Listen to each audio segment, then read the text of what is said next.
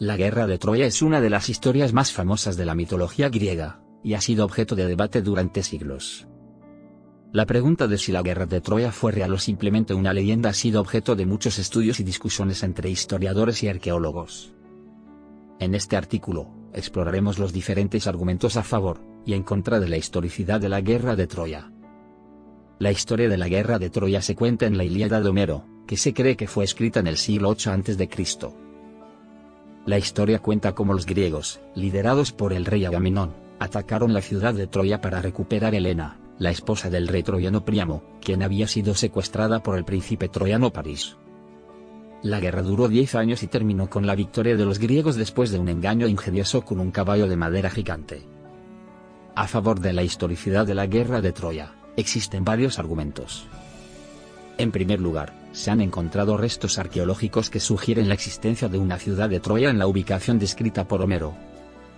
En el siglo XIX, el arqueólogo alemán Heinrich Schliemann llevó a cabo excavaciones en la colina de Hisarlik, en la costa de Turquía, y descubrió lo que creía que era la ciudad de Troya.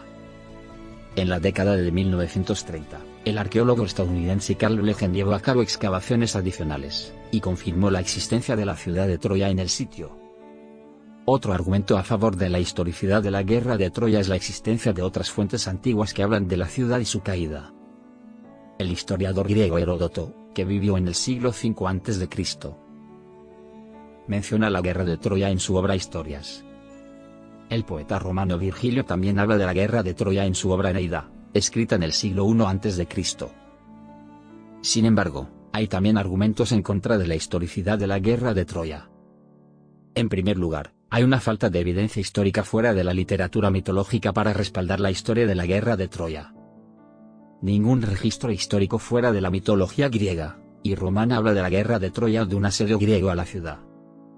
Además, algunos críticos argumentan que la historia de la guerra de Troya es demasiado fantástica y mitológica para ser tomada como un relato histórico. Los dioses intervienen en la historia con frecuencia y los personajes, como Aquiles y Héctor, son más parecidos a héroes mitológicos que a líderes militares históricos. En conclusión, la pregunta de si la guerra de Troya fue real o una leyenda sigue siendo objeto de debate. Aunque hay evidencia arqueológica y literaria que sugiere que podría haber habido una ciudad de Troya, no hay suficiente evidencia histórica para afirmar que la guerra de Troya realmente ocurrió.